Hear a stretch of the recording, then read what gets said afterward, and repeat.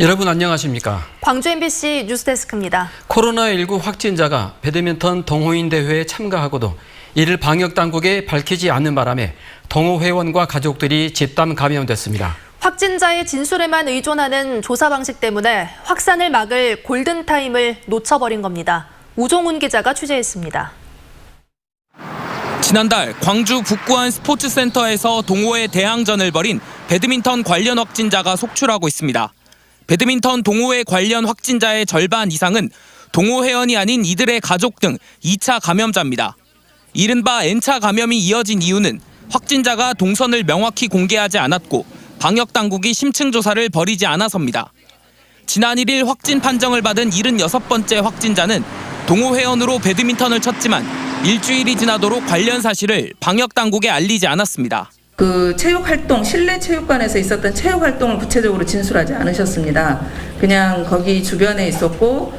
확진자의 진술에만 의존했던 방역당국은 스포츠센터에 대한 방역을 했으면서도 별도의 접촉자 검사를 실시하지 않았습니다.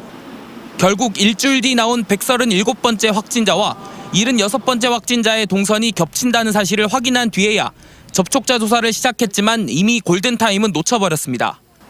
방역당국은 앞으로는 감염병 관리지원단의 전문 인력을 투입해 진술조사의 정확성을 보강하겠다고 밝혔습니다.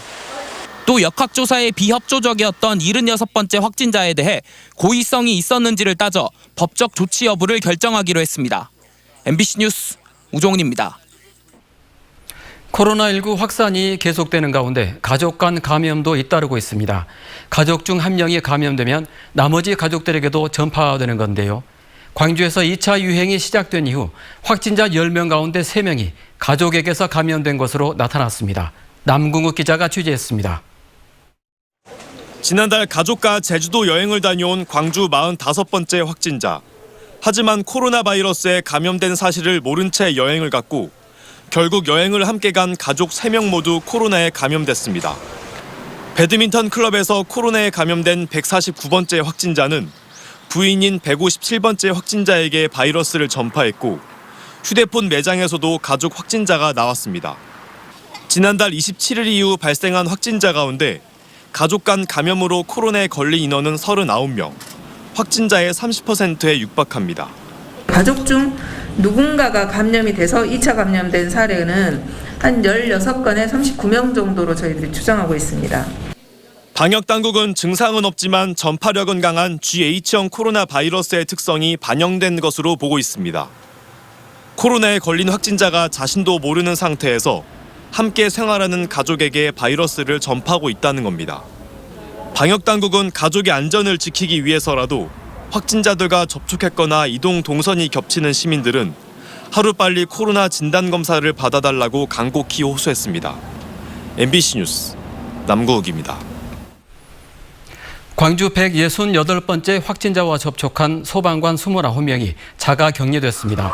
광주시 방역당국은 168번째 확진자가 장비 설치를 위해 광주 지역 소방서를 잇따라 방문하는 과정에서 직간접적으로 접촉한 소방관들에 대해 진단검사를 받도록 한 뒤 자가 격리시켰습니다. 확진자와 접촉한 것으로 파악된 소방관은 동부 소방서에 11명, 서부와 광산에 각각 5명, 남부와 북부 소방서에 각각 4명 등 모두 29명입니다. 소방당국은 소방관들의 진단검사 결과에 따라 후속 조치를 할 예정입니다. 광주와 전남 지역에 지난 밤사이 물폭탄이 쏟아졌습니다. 주택과 농경지가 물에 잠기고 흙더미가 도로를 덮치는 등 피해가 잇따랐습니다. 이다현 기자입니다. 광주 북구 중흥동의 한 골목. 성인 무릎 높이까지 흙탕물이 차올랐습니다. 밤사이에 광주에 150mm가 넘는 장맛비가 쏟아지면서 골목 일대가 물바다로 변했습니다. 전기도 나가버리고 가전제품들도 지금 못 쓰게 돼버리고 물이 잠겨버렸으니까. 형동대교 아래를 지나는 하천은 범람해 공원을 덮쳤고 주룡교 등 7곳에선 차량이 통제되기도 했습니다. 집중호우로 사람이나 차가 도저히 다닐 수 없을 정도로 다리에 물이 찼습니다. 황룡강 유역의 장록교 지점과 섬진강 유역의 금곡교 지점에선 한때 홍수주의보가 발효되기도 했습니다. 지금 굉장히 빨라졌습니다. 네, 지금 예전에 없던 지금 상황이 벌어졌는데 지금 물 속도가 굉장히 빨리 지금 오고 있습니다. 전남에서도 피해가 속출했습니다. 담양에선 빗물에 약해진 토사가 도로로 흘러내려 3시간 가까이 교통이 통제됐고 장성에서도 급경사지가 붕괴돼 1시간가량 복구 작업이 진행됐습니다. 또 무안과 한평 등지에서는 300헥타르가 넘는 농경지가 침수되기도 했습니다. 이제 강 하천 물만 수위가 낮아지고요. 뚝방 안으로 있는 논 수위는 지금도 불어나고 있는 추세입니다. 지금 이렇게 되면 이제 심각하죠, 피해가. 이번 비로 광주와 전남 지역에서 발생한 비 피해는 모두 64건. 태풍에 맞먹는 물폭탄에 주택과 농경지가 잠기고 도로가 유실되는 등 곳곳에 생채기가 남았습니다. MBC 뉴스 이다현입니다.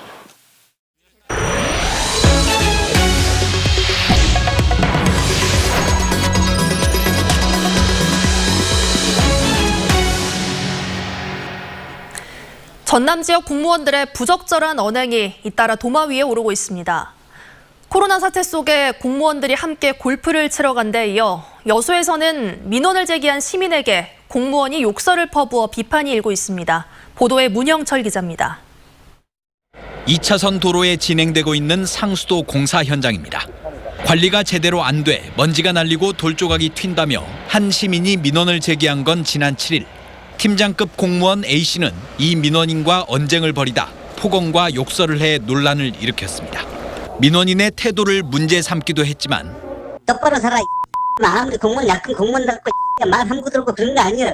이후에도 수차례 전화를 걸어 도를 넘는 협박성 발언까지 이어갔습니다. 네 신변 보호하려면 경찰서에 연락해놔. 나는 네 끝내 파버렸는.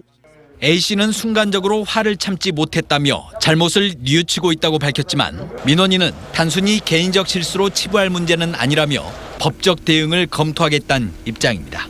민원실이랑 통화했을 때 이번에 인사 발령이고 그것 때문에 심정이 안 좋고 그러더라고요. 아무리 자기 개인적인 일이 안 좋다 그래도 이제 민원인한테 그렇게 하면 안 된다. 공교롭게도 올해 초 발표된 여수시의 민선 7기 첫 민원 서비스 종합평가 등급은 전년보다 하락했습니다. 전남도청과 영암군 공무원 등도 행동 지침을 어기고 골프 모임을 가졌다가 군청사와 면사무소 등이 폐쇄되는 초유의 사태를 불러일으켰습니다.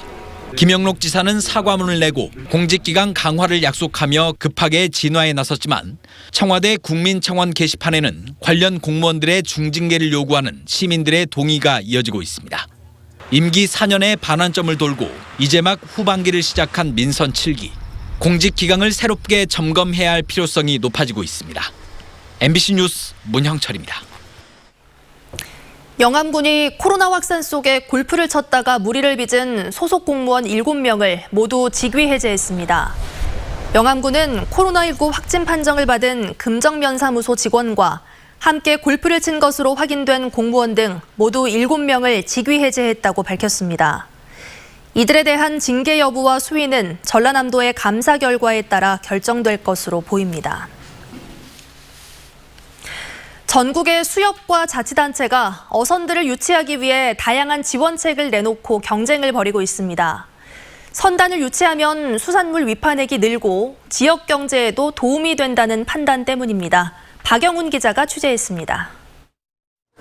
보름 조업을 마친 오징어잡이 어선들이 항구에 도착했습니다. 흑산도 해역에서 형성된 어장에서 잡은 오징어들로 부둣가는 생기가 넘칩니다. 인부들도 많이 사용을 하거든요. 인부들도 많이 들어가고 이쪽으로 들어오면은 그 배들이 들어오면 굉장히 좋습니다. 50척이 넘는 오징어잡이 어선들이 몰리면서 연간 100억 원 이상의 위판 실적을 기대하고 있습니다. 오징어뿐만 아니라 고등어와 조기잡이 등 어장을 따라 이동하는 어선들도 마찬가지. 선구점과 숙식업소 등 어선 한 척이 한 달에 수천만 원씩 사용하는 추로와 체류비가 지역 경제에도 활력을 불어넣고 있습니다. 지역 경제에 크나큰 경제적 파급 효과가 있을 거라고 생각하고 저희한테는 당장 이 방구를 이런 배들이 잘 이용함으로써 전국 최고의 수협으로 이렇게 거듭날 수 있을 것 같습니다. 때문에 하역비와 운송비 지원, 추로 준비 시간을 줄이는 급속 주유와 급수시설 설치 등 다양한 지원책도 쏟아지고 있습니다. 일부 지자체에서는 아예 지원 조례까지 만들어 시행하는 등 지역 수협과 손잡고 힘을 보태면서 어선 유치 경쟁은 더욱 뜨거워질 전망입니다. MBC 뉴스 박영훈입니다. 오늘 오전 9시 10분쯤 광양제철소에서 코크스 설비를 점검하던 50대 직원이 쓰러진 채로 발견돼 병원으로 옮겨졌지만 결국 숨졌습니다. 사고 현장에서는 혈흔이 발견돼 추락사고였을 가능성이 제기되고 있습니다. 광양경찰서는 동료 작업자의 진술과 CCTV를 확보해 정확한 사고 원인을 조사할 계획입니다. 고 김재순 씨 사건을 조사해온 경찰이 사업주 박모 씨를 업무상 과실치사 혐의로 검찰에 넘깁니다. 광주 광산경찰서는 사업주 박 씨가 파쇄기에 안전펜스를 설치하지 않는 등 안전장치를 제대로 설치하지 않아 김 씨가 숨진 것으로 보고 업무상 과실치사 혐의를 적용했다고 밝혔습니다. 광주지방노동청 역시 박 씨를 산업안전보건법 위반 혐의로 이달 초 사건을 검찰로 넘겼습니다. 지난 5월 광주 광산구의 한 재활용 업체에서 일하던 김 씨는 파쇄기 위로 넘어져 숨졌습니다. 고 조비오 신부의 명예를 훼손한 혐의로 기소된 전수환 씨의 재판이 오는 20일 진행됩니다. 광주지법은 오는 20일 오후 2시 201호 법정에서 전 씨 측이 신청한 증인에 대해 신문이 이루어질 예정이라고 밝혔습니다. 전 씨 측은 지난 재판 때 출석하지 않은 이희성 전 계엄사령관 등을 다시 증인으로 신청했습니다. 한편 법원은 코로나19 감염 확산을 막기 위해 전 씨의 재판 방청권을 당일 오후 1시 10분부터 선착순으로 33석만 발행한다고 밝혔습니다. 광주지법 형사 11단독 김재후 판사는 감염병 예방법을 위반한 혐의로 기소된 22살 A씨에게 징역 4개월에 집행유예 2년을 선고했습니다. 지난 4월 필리핀에서 입국한 A씨는 감염병 의심자로 분류돼 자가격리 조치를 받았지만 정당한 이유 없이 인천과 서울을 돌아다니는 등 수차례 자가격리를 이탈한 혐의를 받고 있습니다. 법원은 격리 통지를 받았음에도 이를 위반해 다중이용시설을 방문하는 등 전파 위험성이 높은 행동을 해 죄질이 좋지 않다고 밝혔습니다.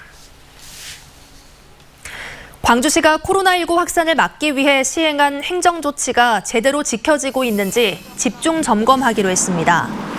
광주시는 합동점검반을 구성해 실내 50인 이상 모임 금지와 대중교통 탑승 시 마스크 착용, 집단 체육활동 금지 등 40여 건의 행정조치가 제대로 이행되고 있는지 점검하기로 했습니다.